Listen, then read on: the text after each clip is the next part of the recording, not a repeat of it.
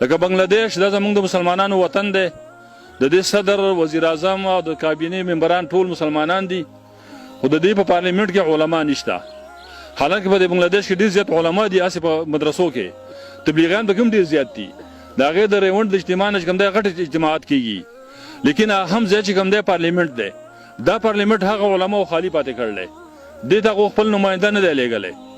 چې وایي نه لیږه نو نقصان څه وشو؟ زما عزتمندو یو 12 کاله مخکې د بنگلاديش حکومت دا فیصله وکړله چې یاره زموږ ملک غریب دی، راځئ چې داسې یو بیل مخې ته راوړو چې هر چاته د روزګار موقع په لاس باندې ورشي.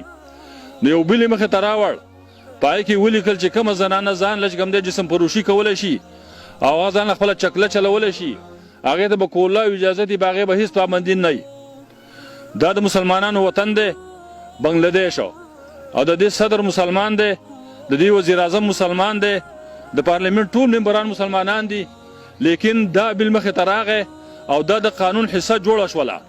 په دې باندې هېڅ چا مخالفت ونه کو، نه یو MP راپاڅېده، نه یو MNA راپاڅېده، نه یو سنیټر راپاڅېده چې د دې مخالفت یې کړی وی. ولې دغه ټول خلک چې کوم دی دغه سیکولر خلک وو. په دغه موقع باندې د بنگلاديش علما تبلیغیان دا پورته شول، هغو 6 میاشتې احتجاج وکړو، نه ورسره MNA و نه ورسره MPA و. د دې وجې نه هغه میډیا هم هغو ته توجه نه ورکوله. 6 میاشتې هغو زنده‌باد مرده‌باد وویې، بیا په ارام باندې کېناستل. بیا زما عزتمندو یو 4-5 کاله مخکې هغو بل یو بیل مخې ته راوړ.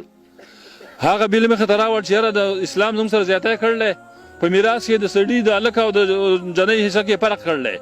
راځئ چې دا بیل مخ راولو چې دا څونه حصه هلک ته میلاویږي دونه به جنۍ ته میلاویږي، خور ورور حصه برابرو. دا بیل مخې ته راوړ د اسلام خلاف و. دې پسې بیا علما راپورته شول، خو هېڅ ته جوړ نه شو، دا د قانون حصه جوړه شوله.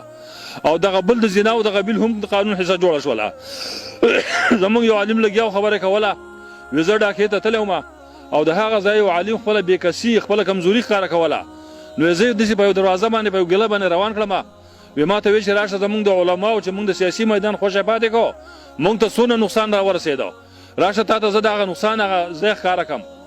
وی یو دروازې ته یې بوتلم، په هغې دروازه چې مې وکتل، لپاس لیکلي یہاں مرد حضرات اپنی جنسی خواہشات پوری کر سکتی ہے.